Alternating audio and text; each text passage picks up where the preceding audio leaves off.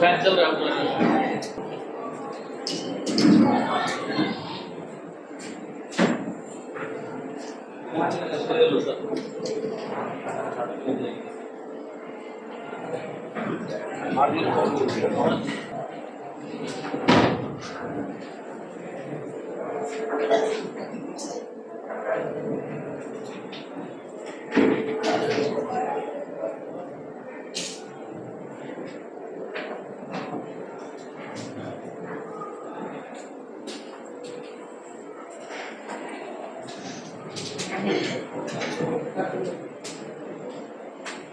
And its reason is to promote science education and research with focus on underprivileged students.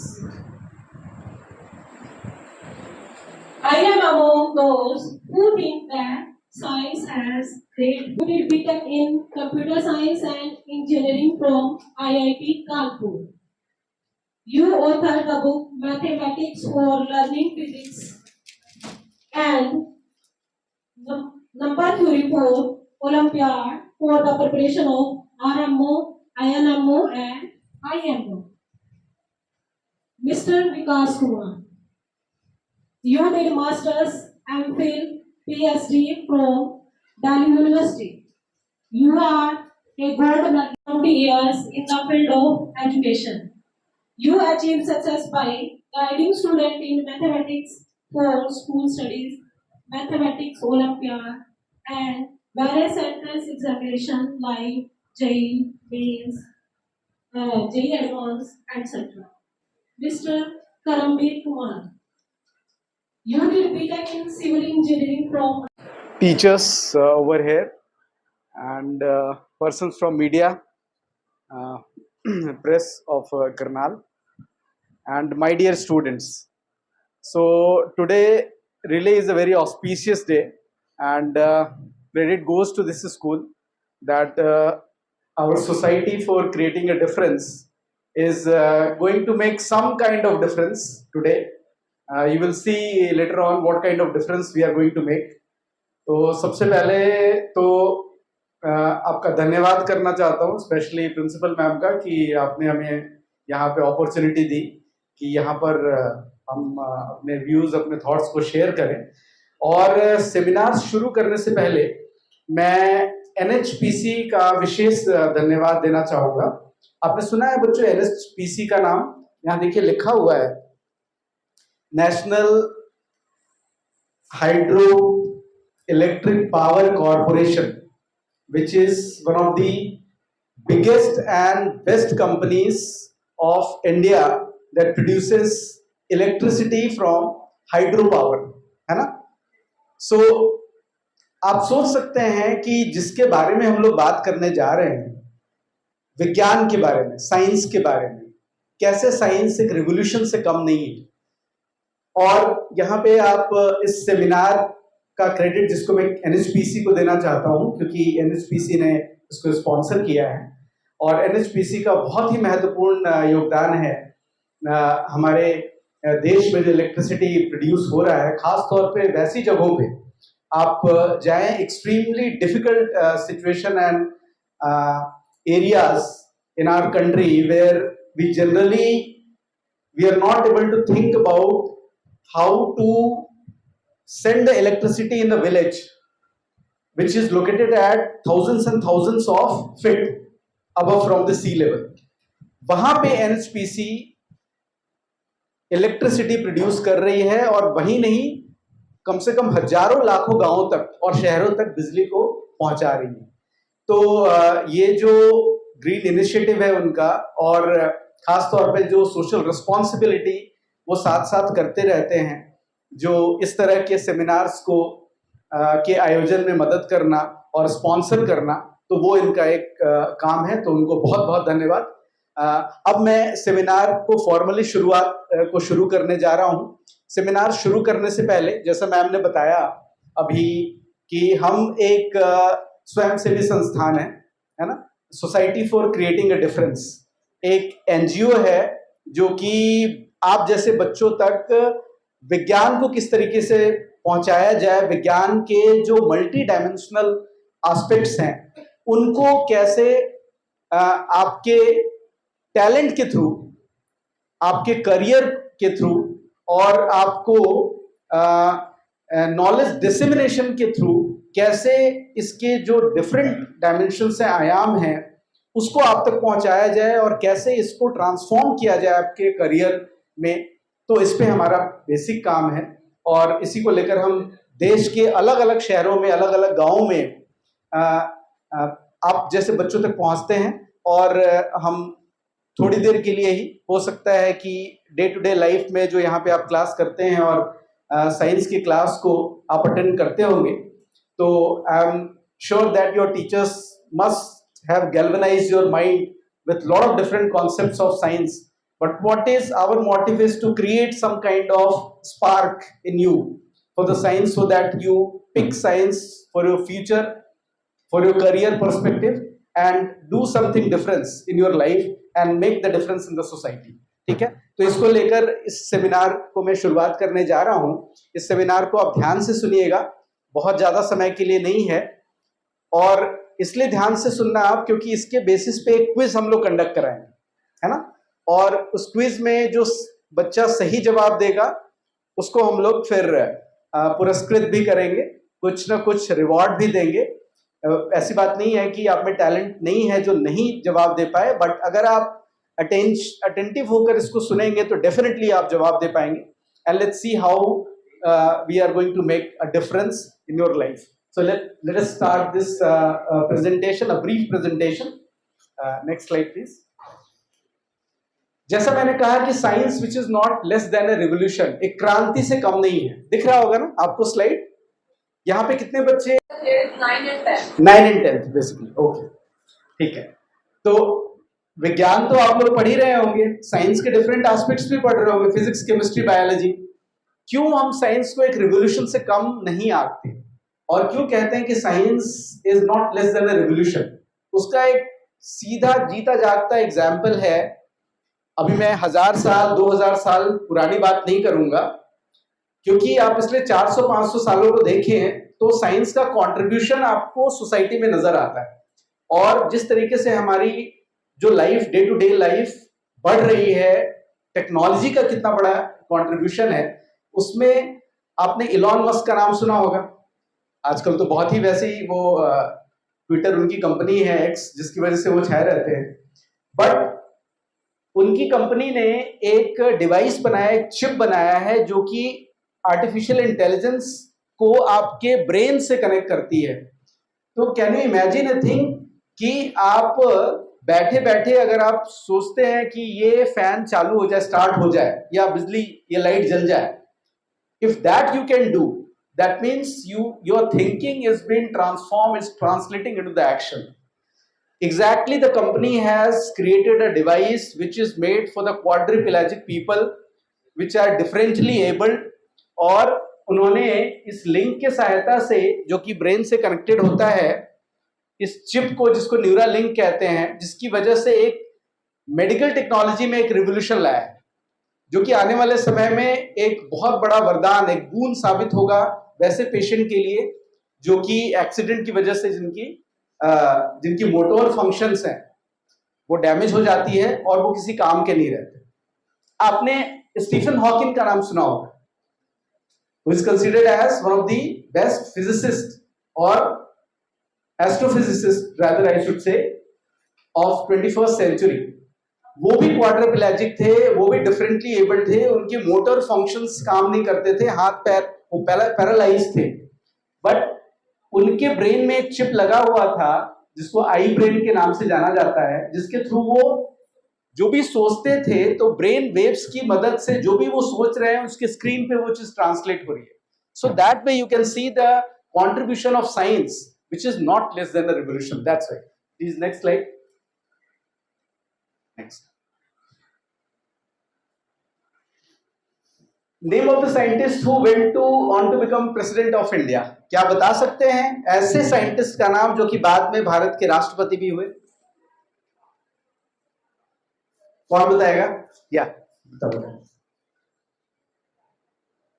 Abdul Kalam. क्या नाम है आपका? विद्या, वेदिका, excellent वेदिका। और आपको डॉक्टर एपीजे अब्दुल कलाम का नाम पता होगा।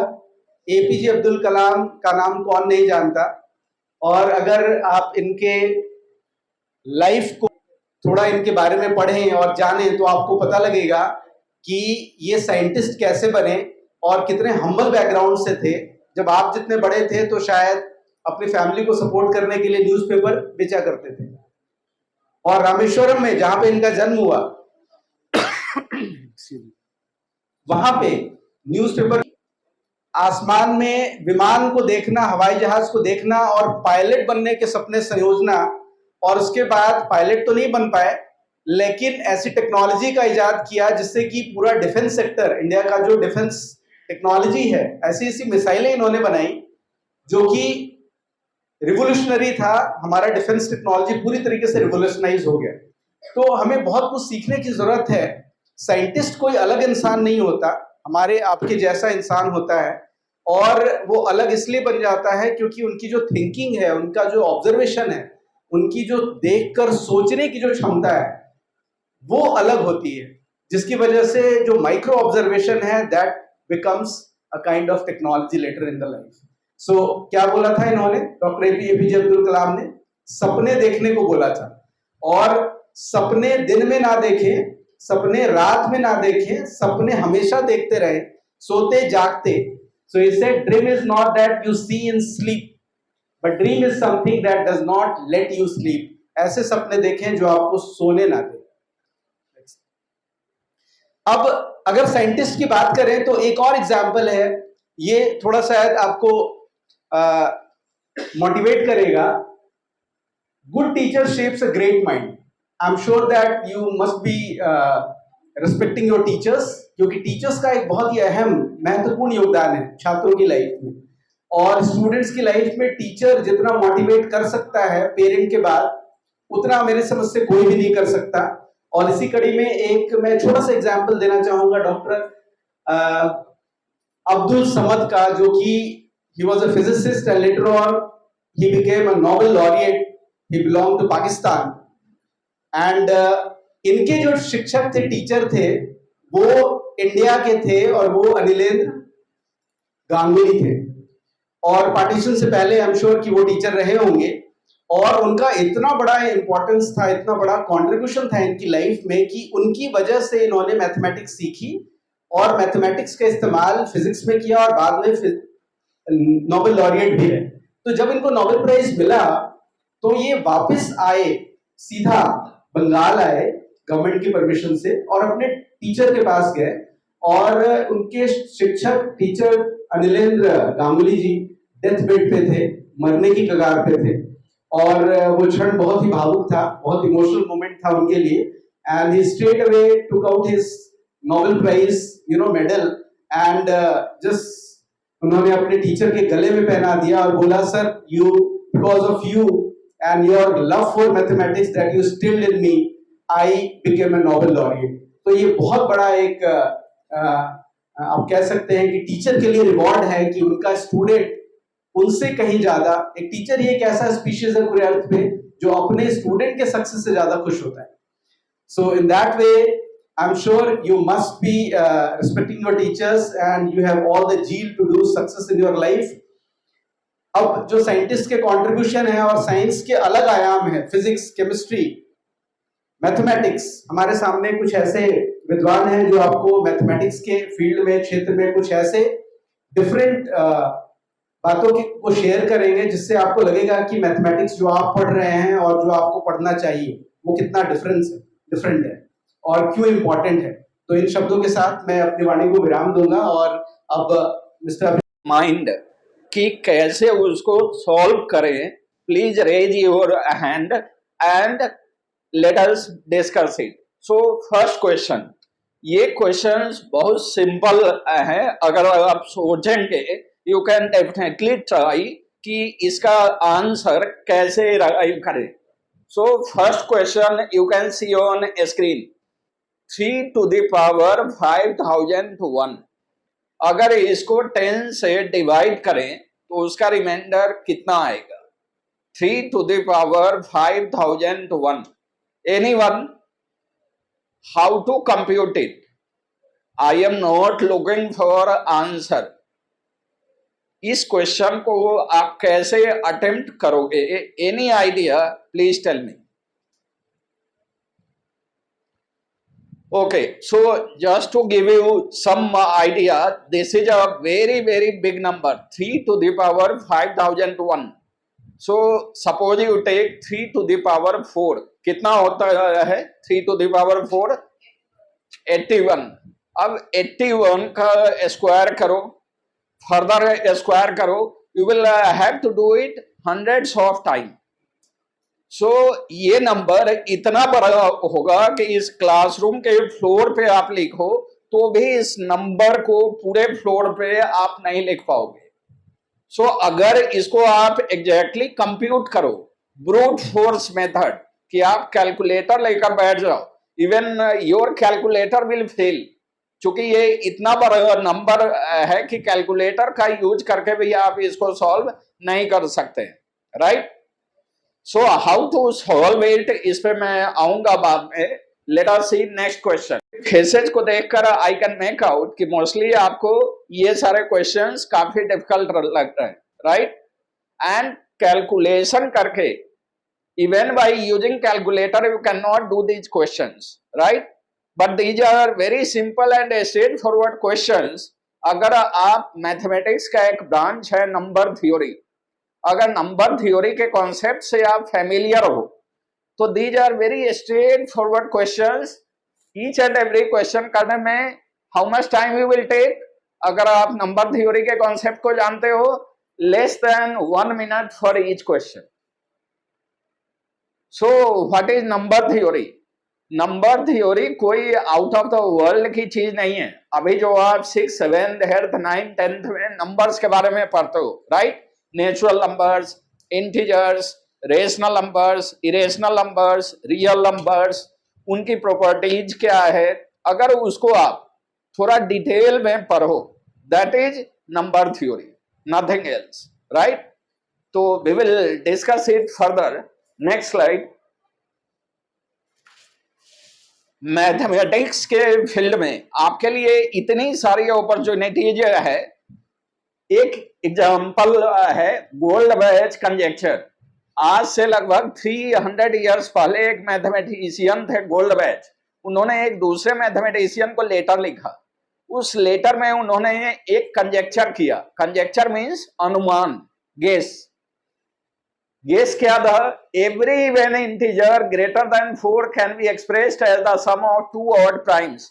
Prime number, you know prime number? Anybody?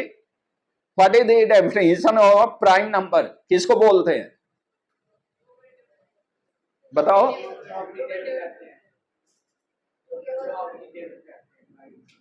क्या? अपनी टेबल में. Okay okay. Anyone else? और कोई? Okay. So see, prime number means, you are right, ऐसा नंबर जिसके सिर्फ 2 डिवाइजर हो. राइट?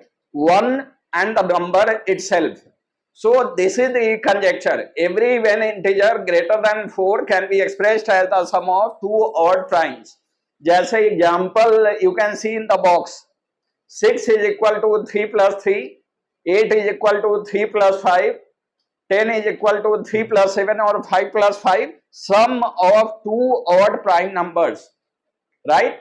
अब now see the last number 24. अगर 24 को आपको as sum of 2 odd prime numbers लिखना हो, कैसे लिख सकते हैं? Anybody please raise your hand. बताओ. 17 plus 7. Very good. Samarpreet, class 10. 9. Excellent. Please give a big round of applause for him. Back. Please. एक पेज और वापस। हाँ, तो रामानुजन जैसे मैथमेटिशियन थे बहुत बड़े, उसी तरीके के एक मैथमेटिशियन हुए गॉस। ठीक है, एक छोटी सी कहानी है। कक्षा 4 में पढ़ते थे गॉस, और बच्चे क्लास में बहुत बदमाशी कर रहे थे, सभी करते हैं, है ना। तो टीचर को पढ़ाने का क्लास में मन था नहीं। उन्होंने सोचा बच्चों को कैसे इंगेज किया जाए ताकि वो बिजी रहें और वो टीचर आराम कर सके। ठीक है, उन्होंने एक क्वेश्चन दिया बच्चों को क्लास 4 में। क्या क्वेश्चन था? 1 से 100 तक लेकर जितने नेचुरल नंबर्स हैं उनको ऐड करो। ठीक है, कितने लोगों को इसका तरीका पता है? बताओ, raise your hand. What is the sum of natural numbers from? हो गई पढ़ाई? अभी नहीं हुई है। तो आप सोचो, किसी को पता है कैसे होगा? आप बताओ। जैसे इन्होंने पढ़ा हुआ है, इनको फॉर्मूला पता है। ठीक है, वेरी नाइस, इनके लिए तालियां हो जाओ, बढ़िया। अच्छा, बताओ आप।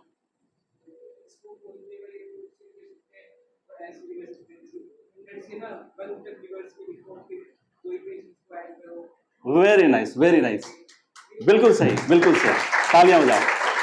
अब देखो,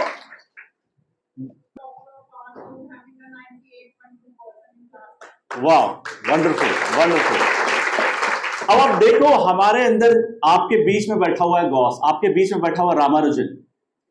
एग्जैक्टली यही अप्रोच जो उन्होंने कहा, मैं एक्सप्लेन करूंगा। गॉस ने सोचा किस क्लास में? 4 क्लास में। Next slide please.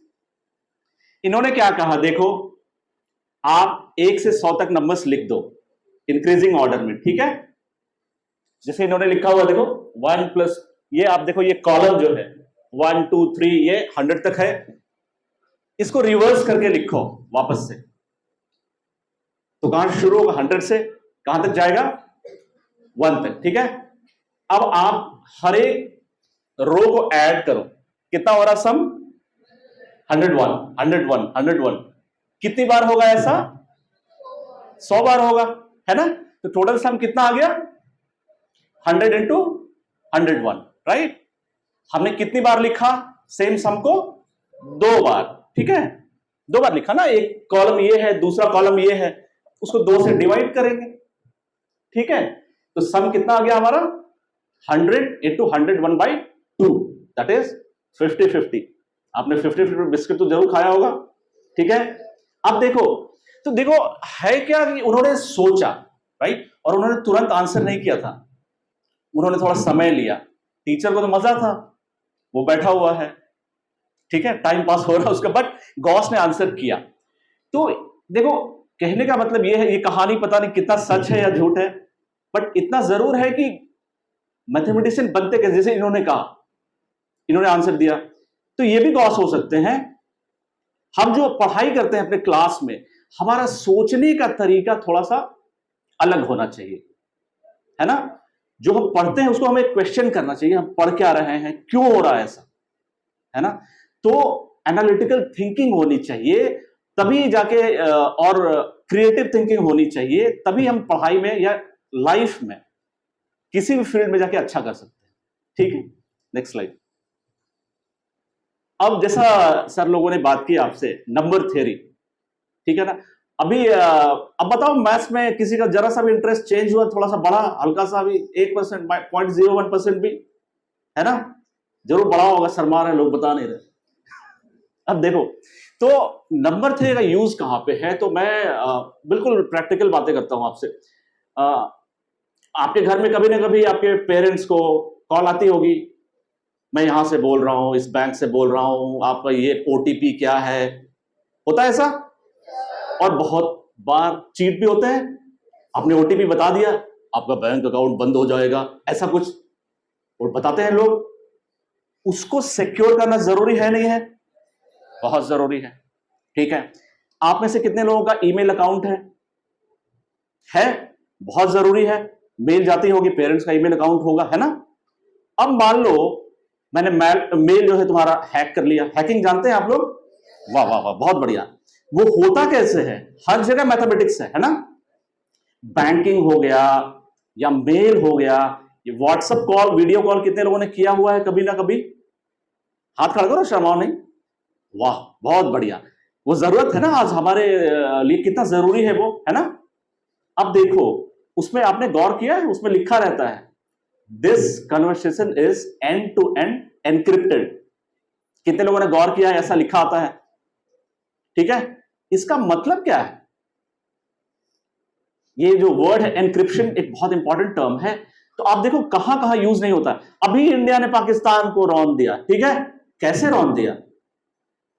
सारा एआई यूज करके हुआ है काम, है ना? और जितना हमारा इंफॉर्मेशन स्टोर्ड है इंटरनेट पे, आपको पता है कि जो पावर ग्रिड है, आपने कुछ दिन पहले नाम सुना, आपने कभी न्यूज सुना आपने? यूरोप में पूरा पावर ही ध्वस्त हो गया, बेसिकली पावर ही चला गया था। तो होता क्या, ये सारा इंटरनेट से लिंक्ड है कि नहीं? ये आपको पता होगा ना सारा कुछ। तो अब है क्या, अगर मान लो कि हमने एआई यूज नहीं किया होता तो क्या होता फिर? सोचो, मिलिट्री इंटेलिजेंस फेल हो सकती है, हमारे जितने सारे बांध होते हैं ना, बांध समझते हैं आप लोग, उसका कंट्रोल भी सारा इसी से मॉनिटर होता है। सोचो कितना लॉस हो सकता है। तो ये मैं इसलिए कह रहा हूं, इन सारे चीजों में एक नंबर थ्योरी का बहुत एक्सटेंसिव यूज है, बहुत ज्यादा यूज होता है ना?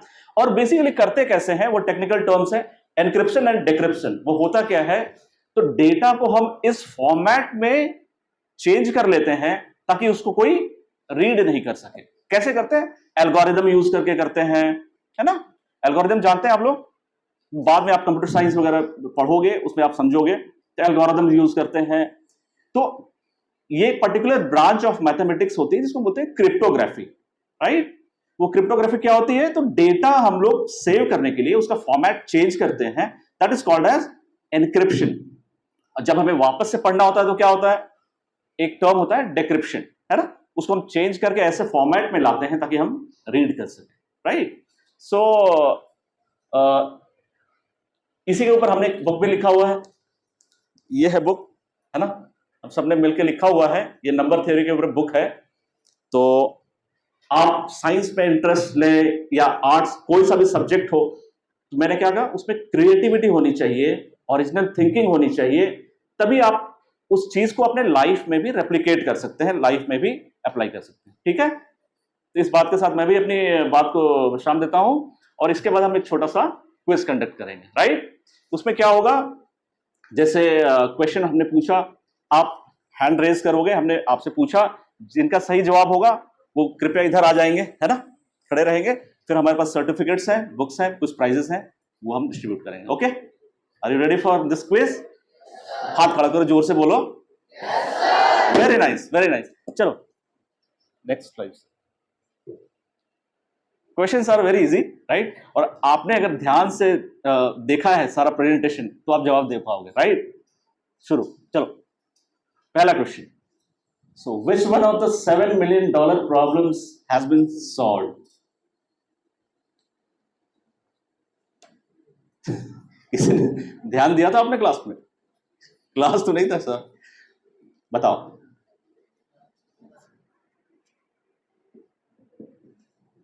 ध्यान में नहीं है? स्टार्टिंग में इसके बारे में बताया गया था, किसी को याद है? चलो कोई नहीं, नेक्स्ट। हाँ हाँ, पॉइंट केयर कंजक्शन था ना, पॉइंट केयर कंजक्शन, है ना? Okay, no problem. Next question. अब ये बताओ आप, which one of the following is Ramanujan number? 13? 39? नहीं, वो नंबर नहीं। Very nice. What is your name? Drishti. Big round of applause. Natural number जो sum of two different cubes के form में लिखा जा सकता है, राइट? इसलिए वो नंबर, इसके पीछे इंटरेस्टिंग कहानी है, बट वो उतना टाइम नहीं है। And next question, third question please. ये जरा आप ध्यान से देखो, सब कुछ दिख रहा है ये? फिर भी मैं पढ़ के सुना देता हूं। 5 books A, B, C, D and E placed on a table. A is placed below E, C is placed above D, B is placed below A and D, and D is placed above E. So which of the following books touches the surface of the table? Take your time. सोचो, इसमें कोई formula नहीं है, आराम से सोचो.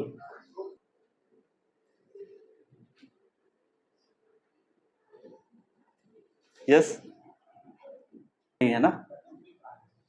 ये yes, next please. फिर से वही, व्हाट इज, आप बताओ. नहीं, आप बताओ. C, acceleration, right? Very nice, this is the correct answer. तालियां बजाओ. क्या नाम आपका? आ जाओ please. Very nice. Next question क्या है? हाँ, ये एक क्वेश्चन है. Pi day is celebrated on which date? Pi का नाम सुना है सबने? Very nice. क्या होगा आंसर? हाँ, तुम बताओ. Which one? D, 22 December. तुम्हारा बर्थडे है क्या उस दिन? It's not the correct answer. तुम बताओ. 11 मई, ये तुम्हारा बर्थडे होगा. बैठ जाओ. और तुम बताओ. 14 March. Very nice, very nice. ये करेक्ट आंसर है. तालियां हो जाओ इनके लिए. आ जाओ. क्या नाम आपका? Gaurav. Very nice. Elon Musk ने एक ऐसी टेक्नोलॉजी बनाई है, मतलब उनकी कंपनी ने, जो कि आर्टिफिशियल इंटेलिजेंस और ब्रेन का इंटरफेस है, जो दोनों को कनेक्ट करता है. क्या नाम है उस चिप का, उस टेक्नोलॉजी का? आप बताओ जोर से बेटा. आई ब्रेन. आई ब्रेन पुरानी टेक्नोलॉजी है, वो इनके द्वारा नहीं बनाई गई है. बैठ जाइए. Neuralink, correct. और किसने हैंड रेस किया था? आप बताओ. न्यूरोलाइन. और कोई? इलेक्ट्रोलाइन. और कोई बच्चा अटेम्प्ट करेगा? मैं सही गलत कुछ नहीं बोल रहा हूं. You have to attempt first. इन्होंने बताया न्यूरो लिंक, इन्होंने बताया इलेक्ट्रोलाइन. और कोई बच्चा? Just try to answer the question. आप ट्राई नहीं करोगे, गलती नहीं करोगे, तो फिर सीखोगे कैसे? He is close to the answer. Neuralink था, न्यूरो लिंक नहीं. ठीक है ना? But still you can come. आज who is called father of modern Indian biology? वर्तमान भारत के नंबर, हाँ इसके साथ.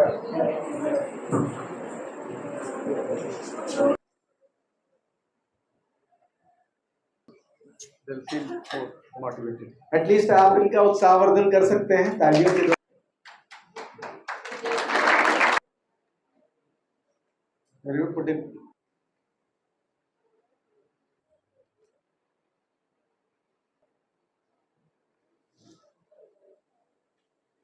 आपने क्विज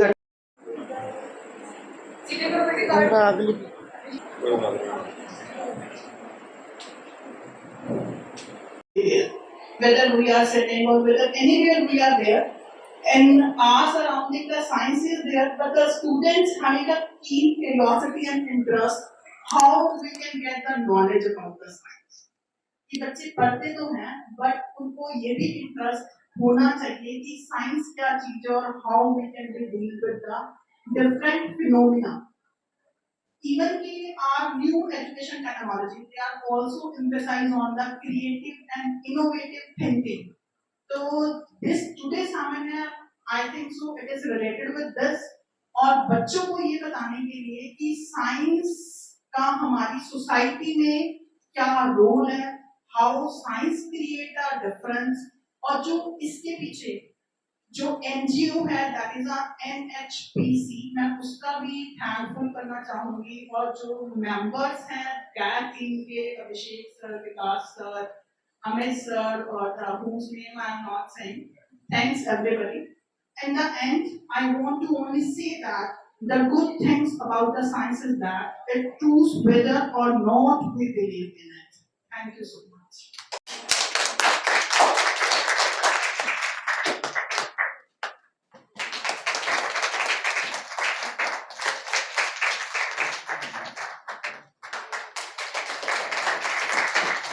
जी सर।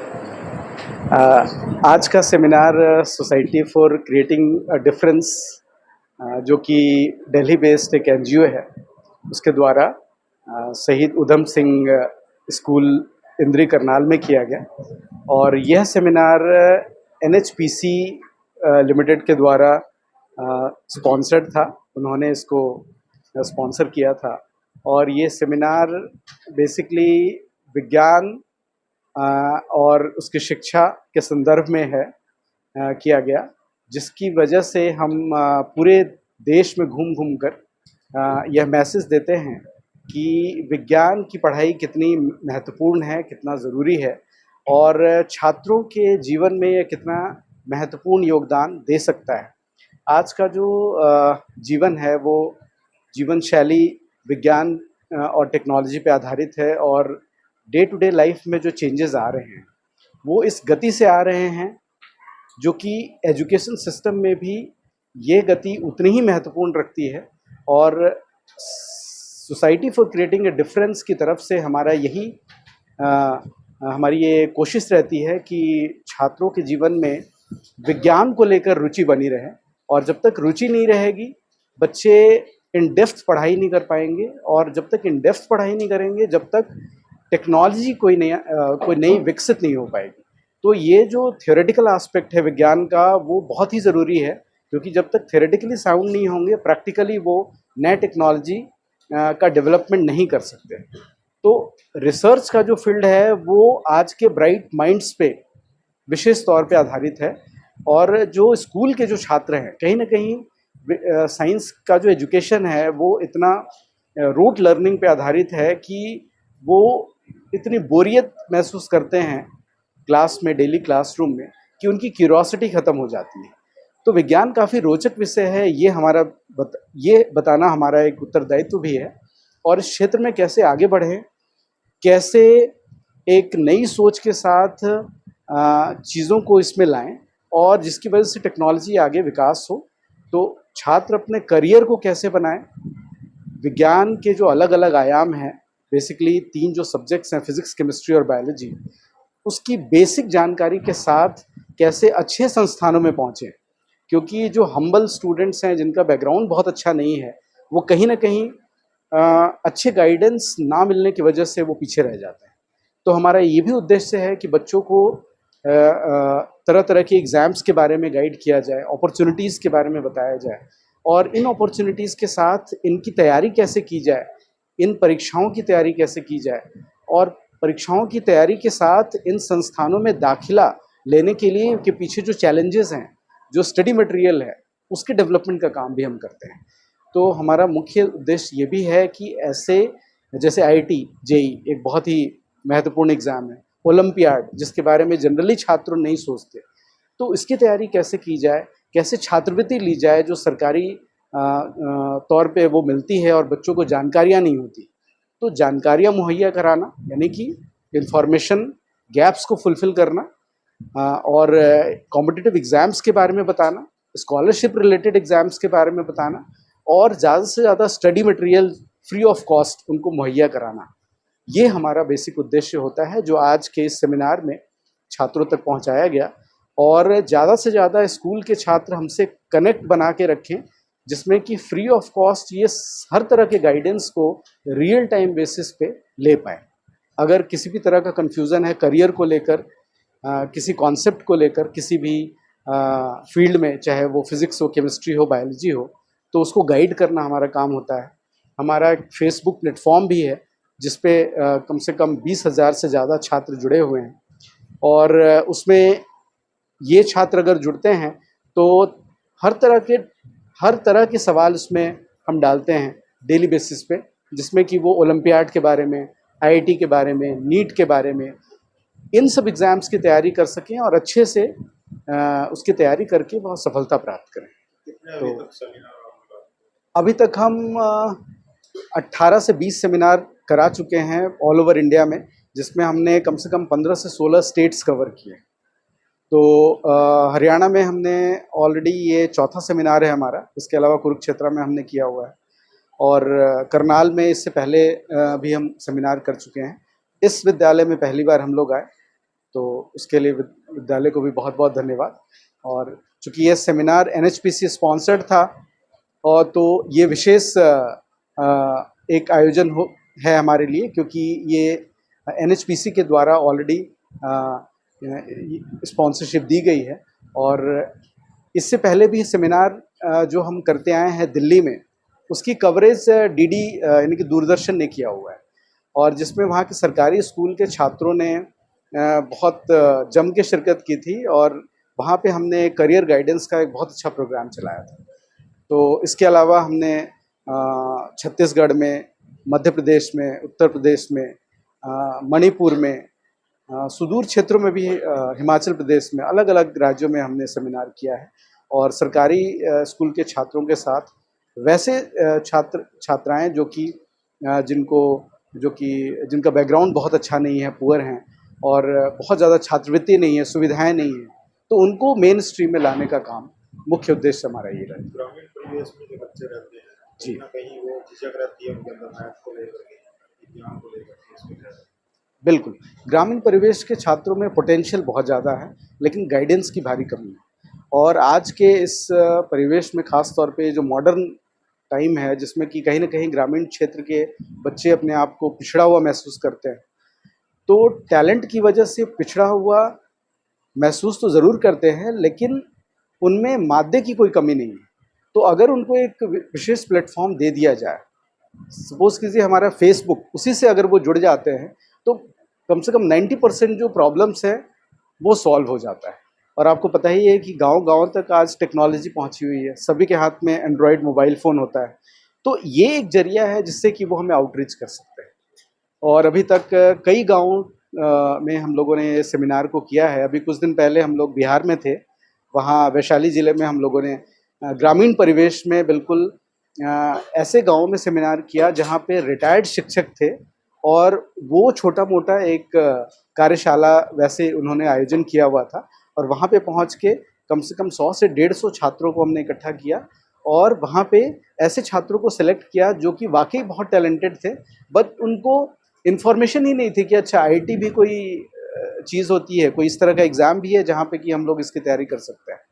तो ये एक बहुत बड़ा चैलेंज है हमारे लिए कि कैसे उन तक आउटरीच किया जाए, और कैसे ऐसे विद्यार्थियों को मेन स्ट्रीम में लाया जाए जो कि फ्यूचर में चल के वो APJ अब्दुल कलाम बने, ऐसे वैज्ञानिक बने जिसकी ज़रूरत ज़्यादा देश को है। मोटिवेट करने की आवश्यकता जी, मोटिवेट करने की आवश्यकता है, इन्फॉर्मेशन ब्रिज को फुलफ़िल करने की आवश्यकता है, और फैसिलिटेट करने की आवश्यकता है। उनको फैसिलिटी भी चाहिए, उनको free of cost study material, किताबें आजकल इतनी महंगी हैं। और हम अभी तक हमने बंगाल में हमारा एक बहुत इम्पोर्टेंट प्रोजेक्ट चला, जिसमें हमने वहाँ के एक वर्धमान डिस्ट्रिक्ट है जहाँ पे कि छात्रों को चुनकर हमने उनको तैयारी करवाई IIT JEE और मेडिकल की, और वहाँ से 40 से 50% विद्यार्थी उसमें सफल हुए। तो आप देखिए कि विदाउट कॉस्ट, बिना उनको पैसे लगाए हुए और फ्री ऑफ कॉस्ट इस तरह की गाइडेंस अगर मिल रही है, तो वो तभी मिल सकती है जब कहीं ना कहीं समाज में हम लोगों ने जो काम जहाँ से सीखा है उसको वापस देने की चाहत। तो सबसे बड़ी बात, ये उद्देश्य CAD का यही है कि हमारी जो टीम है वो वैसे ही बैकग्राउंड से आई है, हम्बल बैकग्राउंड से, जिन्होंने खुद के दम पे मेहनत करके वो भविष्य में आगे बढ़े और उन्होंने अपने क्षेत्र में नाम कमाया है। तो हम चाहते हैं वापस इस चीज़ को समाज में वापस किया जाए, और ऐसे छात्रों को मेन स्ट्रीम में लाया जाए जिनमें कि टैलेंट है लेकिन इंफॉर्मेशन गैप की भारी कमी है। मेरा नाम डॉक्टर विकास कुमार है, मैं जंतु विज्ञान का प्राध्यापक हूँ, असिस्टेंट प्रोफेसर, और मैं वर्तमान में पाटलिपुत्र विश्वविद्यालय पटना में कार्यरत हूँ। सबसे पहले तो मैं आपका धन्यवाद करती हूँ कि आप SUS कैंपस में आए और आपने अपना वैल्यूएबल टाइम हम लोगों के साथ शेयर करा।